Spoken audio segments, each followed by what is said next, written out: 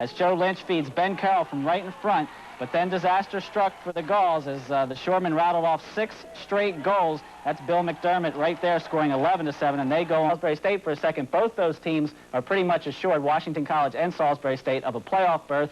The playoffs have not been announced when and where they will be played. One other men's lacrosse score today, Delaware defeated Bucknell 13-10 as the Hens are now 6-7. In women's lacrosse this afternoon, Salisbury State won 2 games in the Maryland State Championships as they beat Essex 8-6, and later in the afternoon came back and beat Frostburg by a score of 4-2.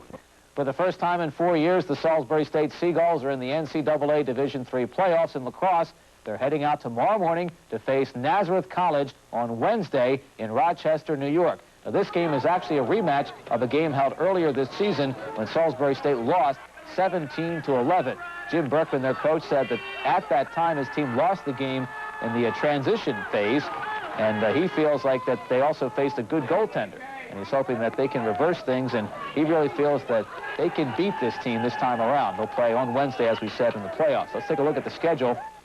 For the first round on Wednesday, Salisbury State is at Nazareth. Cortland State is at Hobart. Hobart, the longtime defending national champs. Gettysburg at Ohio Wesleyan, and Hampden-Sydney will be at Chestertown to play Washington College. Seagulls have a playoff lacrosse game dead ahead.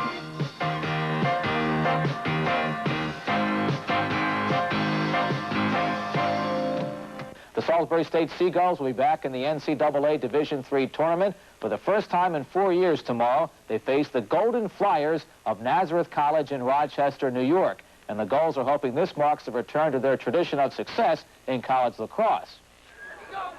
Making the NCAA tournament used to be an annual occurrence for Salisbury State. But after 3 years on the outside, the Gulls are back in. And first-year head coach Jim Berkman says that was his top priority all along for 1989. That was our primary goal, to get Salisbury back in the playoffs and get back to that tradition they once had here 4 or 5 years ago. And hopefully this will be a consistent thing from now on.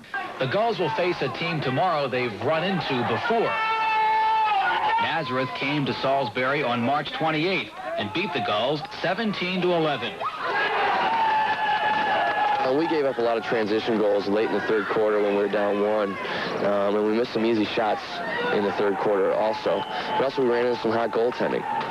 So hopefully in this game our goal is to eliminate the transition goals, make them play all even 6-on-6, and then get a few transition goals ourselves. The Gulls' biggest problem tomorrow may not be Nazareth College, but postseason pressure.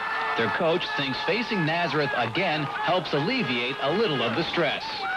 This is the second time we've played this team, so it's like a new team and a new experience. It's kind of a new experience for them, but it's against another team who I think they really sincerely believe that they can beat, and that should give them the confidence to get over some of those pregame jitters that are involved with an NCAA tournament. If the Salisbury players need reassurance, they can turn to their coach. Even though this is Berkman's first appearance as a head coach, he's not a stranger